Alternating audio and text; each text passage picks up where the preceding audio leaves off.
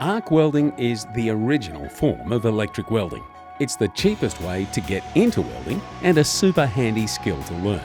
Here's everything you need to know to get you started. Before you leave Supercheap Auto, grab a pack of electrodes to suit your welder. There are many types of electrodes for different jobs and metal thickness, so read the label on the electrodes to ensure they suit your purpose. An SCA ARC welder comes just about ready to go straight out of the box. Just insert the right electrode for the job and you're ready to give it a go. Before switching the power on, clamp the earth lead to a clean, solid area on your workpiece and throw on your safety gear. This should include tough enclosed footwear, long trousers, welding gloves, long sleeves, and a welding face mask or helmet. Also, make sure there are no children or animals in the area and that everyone else involved in the job is wearing the same protective gear. On a basic arc welder, there's only one control you need to worry about, and that is current adjustment.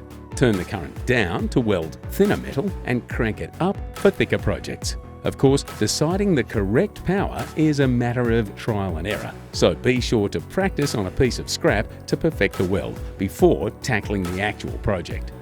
Arc welding requires steady control of the hand to maintain the correct gap between the tip of the electrode and your workpiece. With your welding mask on, tap the electrode against the metal to strike the arc and immediately pull it away a little.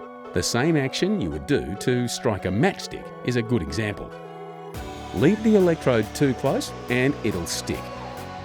Too far and the arc will cut out. Once you learn to feed the electrode at the right distance, your weld should make a sizzling sound and the gun should travel smoothly without stabbing. Remember to keep your welding within the bounds of the machine's duty cycle. If this is 10%, rest the welder for 9 minutes after one continuous minute of welding. If you're having trouble maintaining the arc, you may need to increase the welding current.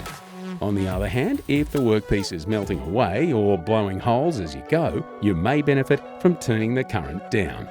Make sure you clean off any slag using a chipping hammer and wire brush, then lay some paint over it as soon as possible to prevent corrosion. And finally, remember, practice makes perfect.